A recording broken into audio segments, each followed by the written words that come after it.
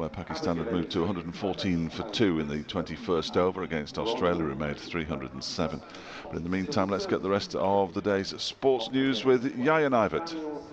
Thank you very much, Dave. Here is the sports roundup, and beginning with the ongoing Women's FIFA World Cup. And USA head coach Jill Ellis said she was in tears as her team recorded the biggest ever victory in FIFA Women's World Cup history against Thailand.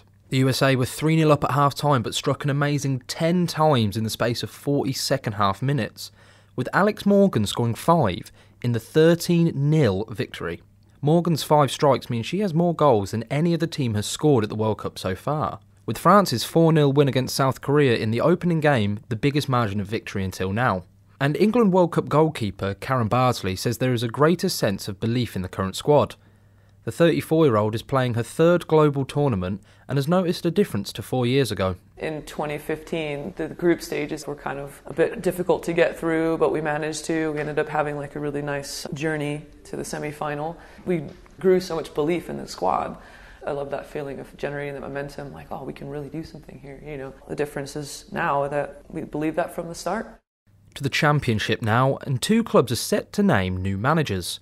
According to BBC T Sport, Middlesbrough are set to name their ex-defender Jonathan Woodgate as manager, following the exit of previous boss Tony Pulis. Woodgate was part of the coaching setup under Pulis, but has never been a manager before. And World Cup winning manager, England under-17 coach Steve Cooper, is set to be appointed by Swansea City. Cooper is understood to have agreed personal terms with Swansea, having been offered the chance to succeed Graham Potter, who left to take over Brighton and Hove Albion. The 39-year-old Welshman impressed during 2 interviews with the Championship club. And staying down in South Wales, Swansea City's winger Daniel James has completed his move to Manchester United to become Ole Gunnar Solskjaer's first signing of the summer. The 21-year-old Welsh international signs on a 5-year contract with an option to extend for a further year for a fee reported around the margin of £18 million. And to boxing. And Tyson Fury says WBC World Heavyweight Champion Deontay Wilder has not spoken to him since their epic draw in December. Fury fights German Tom Schwartz on Saturday in Las Vegas and is unsure about a rematch with Wilder. He ain't man enough to speak to me or even face me anymore. He used to text me back and forth. I texted him 5 times, he hasn't replied once, not one time. Because he can't. How can he look at me and say, oh yeah, I think I won that fight? Because he knows he didn't. In golf, the men's US Open gets underway tomorrow. Tiger Woods ended an 11-year wait to claim a 15th major at the Masters in Augusta in April. The American says he hopes to remain competitive for a further decade. If I keep progressing how I am physically, I just need to give myself chances. Hypothetically, let's say I give myself 10 years, that's 40 major championships. That's a lot of majors. The trick is, now can I keep myself healthy enough and strong enough and fast enough to endure all that? And in rugby union, Warren Gatland has been confirmed as head coach of the British and Irish Lions for a 3rd time.